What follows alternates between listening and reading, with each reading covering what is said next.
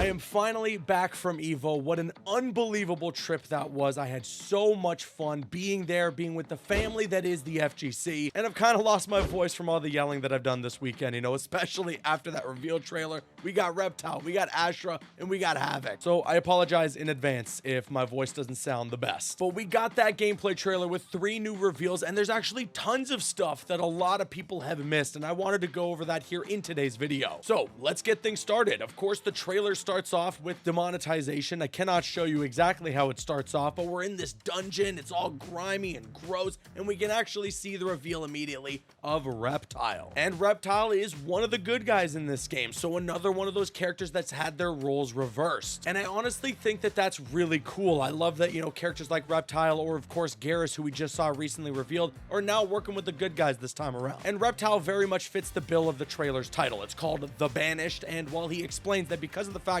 he can shapeshift into a human, he was banished by his people because they considered him a freak. But he's just so sick in this game. I love that he shapeshifts into this giant lizard. He's sneaking around. He's kind of like an assassin. It's so cool. And in some way, he's helping Liu Kang and his group to do something with Katana, maybe to help her like this video. And we got the reveal of Devora. Sorry, Ashrah. Listen, okay, I was there at the arena during the finals. A bunch of people were screaming their heads off. When Ashrah was first revealed, it was a new character. Everyone got excited. We didn't really hear the line where she introduces herself as Ashrah, okay? I saw the blacked out eyes and I got PTSD because I don't want Devora in this game, and I was kind of bummed if it was gonna be Devora. So please, just cut me some slack, man. Anyways, I love her design. I like what NetherRealm is doing here. I love that she's balancing between looking like a demon and then also having this very angelic presence. And well, you can see later on in the trailer as she's explaining kind of her origin story, walking behind her with the good guys is Baraka. I'm also a fan of Baraka joining the good guys in this game. He's got a very tragic story this time around, so it seems like he's going to be one of the more misunderstood characters. And a lot of what's going on with Baraka is going to bring together the story that's happening between Melina and Katana. Then later on in the trailer, we can see that Ashrah is slashing a green skull projectile that was coming her way, and this is kind of intercut with the actual reveal of Havik, which got me so hyped. But due to something that I'm going to point out later on in the trailer, I actually think that this is a bit of a misdirect that's supposed to make you believe that that projectile was coming from Havik in the first place. I don't think that's the case. With that being said, though, alongside the reveal of Havik, we also got revealed that Serena's going to be in this game as a cameo, and she looks amazing, man. Oh my goodness, the designs here are top notch. She's got her demon form as a cameo too, which I saw online made a ton of people happy, and that makes me happy. And interestingly enough, even though the dialogue from the trailer made it sound like Havik was coming from the Chaos Realm again, it was confirmed through his character bio that he's from the realm of Saito, which is actually in Order Realm. Maybe Havik's going to be the one to bring chaos to that order, and who knows what that's going to lead to in the game. It's worth noting too that this trailer gave us a look at some more grimier corners of the Mortal Kombat universe within Mortal Kombat 1, which I know a lot of people were looking forward to. Don't get me wrong, I love the brighter stages that we've gotten revealed so far. I think they look fantastic. I love how colorful they are, but I agree that we should get some dirty, some nasty Mortal Kombat stages. And I think this trailer delivered exactly that. And there's a lot that I want to break down with Havik's gameplay, but unfortunately, YouTube demonetization, well, that won't make that very much possible. But let me just say, I'm glad that NetherRealm made his playstyle very similar and faithful to how he originally played in the 3D games. And I like how they incorporated his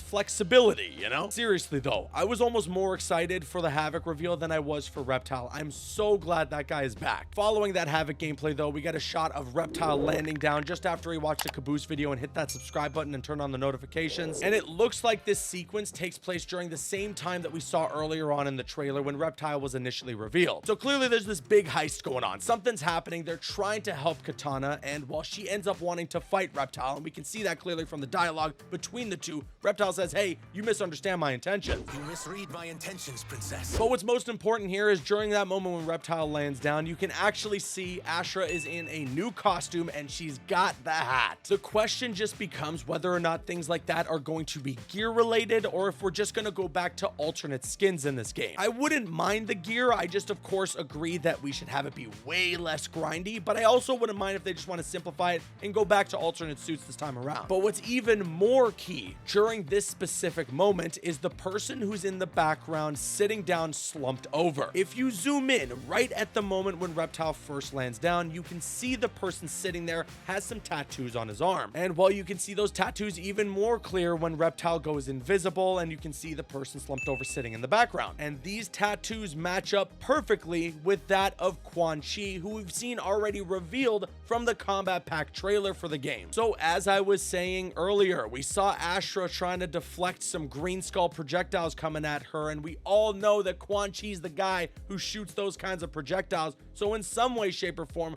Quan Chi's gonna have a role to play in Mortal Kombat 1's main story. I still find it weird that we're doing this thing where DLC characters that we're gonna be getting have something to do within the base story of the game, because they're gonna have some of their playable moves available already, but I guess that's just how it goes nowadays. But the rest of the trailer after that just gives us some more flashy moments, some great gameplay for Reptile, for Havik, and Ashrah, as well as that Serena cameo and Striker, who's not playing around in this game, and everything about it looks so much fun. The thing that just gets me incredibly excited from every character we have had revealed so far from Mortal Kombat 1 is that I haven't seen one that looks like it's gonna be a zone heavy, projectile monster. Every character reveal is just focusing on the combos and the crazy things that you can do with those characters and their cameos. So I'm just sitting here getting incredibly excited and also a little overwhelmed for the amount of options that are gonna be available in Mortal Kombat 1. You already have so much to look forward to and try out with 24 characters in the base roster, but also 16 different cameos that all have different utility. The Sonya cameo is completely different from the Jax cameo, which is completely different from the Kano cameo, which I've now discovered is also completely different from the Frost cameo. I'm just beyond hyped to see what combinations people create and end up figuring out what's the top tier thing to do. Even the little bit that I got to play while I was at EVO with Lee May and Johnny Cage was incredible. I am having a blast with this game. I cannot wait to jump into the beta in just a couple of weeks, and I also just cannot wait to see what the rest of the roster is going to look like. With this trailer reveal, we have 6 more characters that have yet to have an official reveal of some kind. We know one of those is Shang Tsung. He was revealed as the pre-order bonus of the game, and as well, he was in that reveal trailer for Mortal Kombat 1. And from what I saw at San Diego Comic-Con, I'm fairly confident that Reiko is going to be a playable character in this game as well, which I am so excited about. So that kind of leaves 4 more reveals, really. But in general, we want to see the gameplay for people like Reiko and Shang Tsung. Motaro was also in the cutscene that was shown to us at San Diego Comic-Con, but I have a feeling, just due to the sheer size of Motaro, that he's probably going to be a cameo. In terms of characters that I would love to see that haven't been revealed yet, I'm hoping for Natara, and I think she might end up being in the game, again, due to some stuff that they showed us at San Diego Comic-Con. And then I'm hoping, just like everybody else, that the main villain of this game is Onaga. I just want to see my boy, the Dragon King, return. He would look so cool in Mortal Kombat 1. I mean, all these updated designs are incredible. I can only imagine what they'd end up doing with someone like Onaga. But that's my breakdown of the Reptile, Havik, and Ashrah reveal trailer for Mortal Kombat 1. Are there some things that I missed that you caught? Let me know in the comment section below. And if there was something that I caught that you missed, you gotta hit that thumbs up button. I've been Caboose, and I'll see you guys later.